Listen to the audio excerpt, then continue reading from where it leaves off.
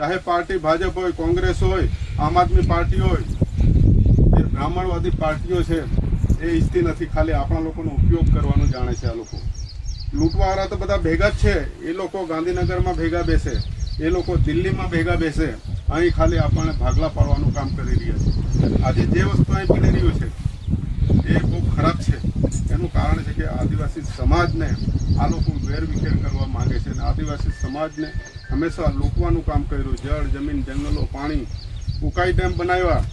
ઉકાઈ ડેમની અંદર તમે જોઈ લો કેટલા આદિવાસીઓના ગામડા ગયા, કેટલા આદિવાસીઓની જમીનો ગયા. શું આજે એની સ્થિતિ શું છે? એને શિક્ષણ મળી ગયું, એને જમીનો મળી ગઈ. આજે બધા વિસ્થાપિત થઈને આજે ઉમરપાડામાં રામકુટા કે કયું છે, ખોટા રામપુરા, ત્યાં બી બધા લોકો છે. એટલે કહેવાનો મતલબ બધા ભાઈઓ ભાઈ છે.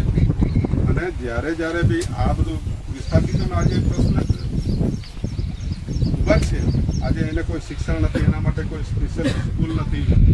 અમે જ્યારે હું ભાજપમાં ગયો, હવે દરિયામાં અમે ગયા એટલે ખબર પડે કે કેટલી માછલીઓ કેવી જાતની છે, તે બધી ઝેરી છે કે કેવી છે.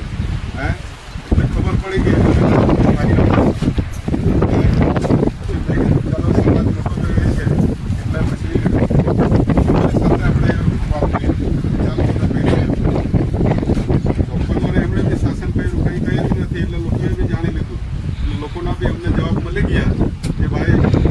હરકત છે બધી હરકત. એટલે કહેવાનો મતલબ ત્યારે બી આરએસએસ હતું શાસનમાં, આજે બી આરએસએસ છે. આજે ખુલ્લા મોડા પર આવી ગયું છે.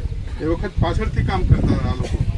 આ લોકોનું એક છે કે હિન્દુ રાષ્ટ્ર બનાવીને આ આદિવાસી વિસ્તારો છે એનું ખનિજ લૂંટવું.